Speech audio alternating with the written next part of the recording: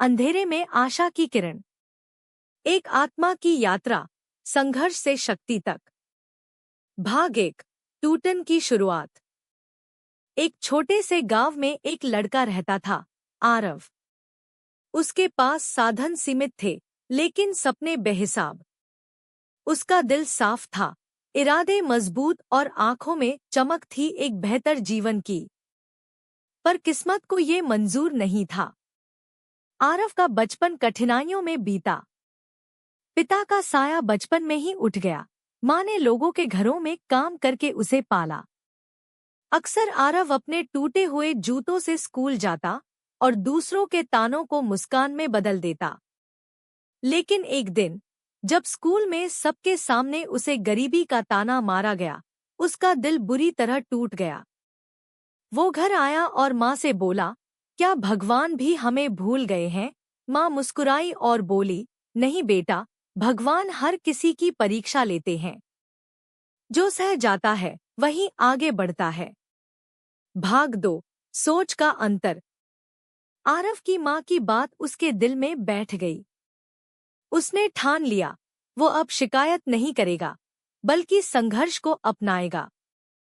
वो सुबह 4 बजे उठता, दूध बांटता, स्कूल जाता, दोपहर में पढ़ाई करता और रात में बुजुर्गों को पढ़ाने जाता।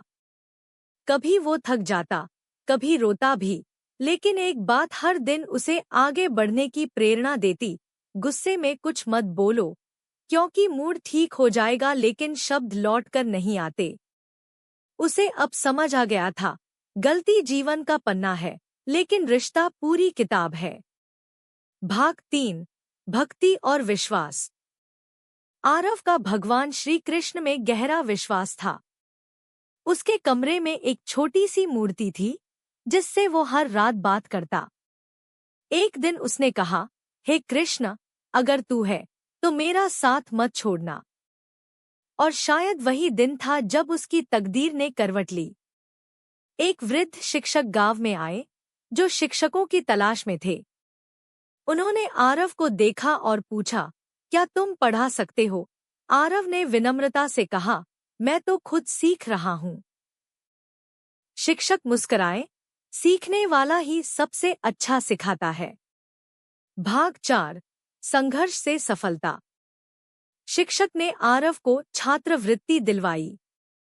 शहर के अच्छे कॉलेज में उसका दाखिला हुआ। शहर की भीड़ में आरव अकेला था, लेकिन अब उसे मालूम था कि जब अकेले हो तो विचारों पर काबू रखो, और जब सबके साथ हो तो जुबान पर। उसने कभी किसी पर आंख बंद कर भरोसा नहीं किया, लेकिन हर अच्छे कर्म में यकीन रखा। वह जान गया था कि कर्म करो, क्योंकि न दुआ खाली जाती है, न बद्दुआ। भाग 5। परीक्षा और पहचान। कॉलेज की पढ़ाई के दौरान उसे आर्थिक तंगी फिर सताने लगी, लेकिन अब वो हार मानने वाला नहीं था। उसने ट्यूशन देना शुरू किया और खाली वक्त में बच्चों को पढ़ाने लगा। वो कहता था, जो सपने देखा है उसे हर हाल में पूरा करना है। धीरे धीरे उसका नाम फैलने लगा। उसके पढ़ाए बच्चों ने जिला स्तर की परीक्षाओं में टॉप किया। लोगों ने उसे पहचानना शुरू किया। एक दिन उसी स्कूल से बुलावा आया, जहां उसे गरीब कहकर नीचा दिखाया गया था, इस बार बतौर मुख्य अतिथि। भाग 6। वक्त का खेल। स्कूल के मंच पर खड़े होकर आरव ने सिर्फ इतना कहा, वक्त के साथ चलना जरूरी नहीं, सच के साथ चलो, एक दिन वक्त खुद आपके साथ चलेगा। उसकी आंखें भर आईं, लेकिन वो रुका नहीं।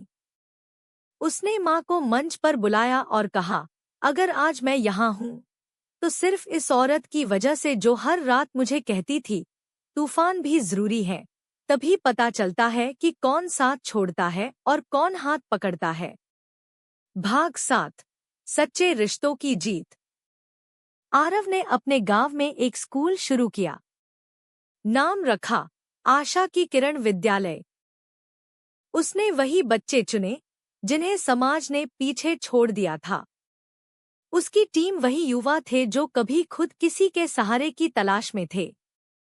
वो हर छात्र से कहता, जो दिल से साथ दे वो फरिश्ता होता है।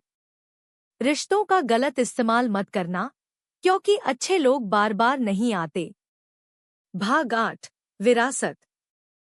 वर्षों बाद आरव एक किताब लिखता है, सोच का फर्क, जो उसकी जिंदगी और अनुभवों का सार था। उसने उसमें लिखा, झाड़ू तभी तक कचरा साफ करती है जब तक बंधी होती है। बंधन टूटे नहीं, इसलिए अपनों से जुड़े रहो। और याद रखो, सच्चाई एक ऐसी सवारी है जो कभी गिरने नहीं देती, न किसी के पैरों में न नजरों में। समापन।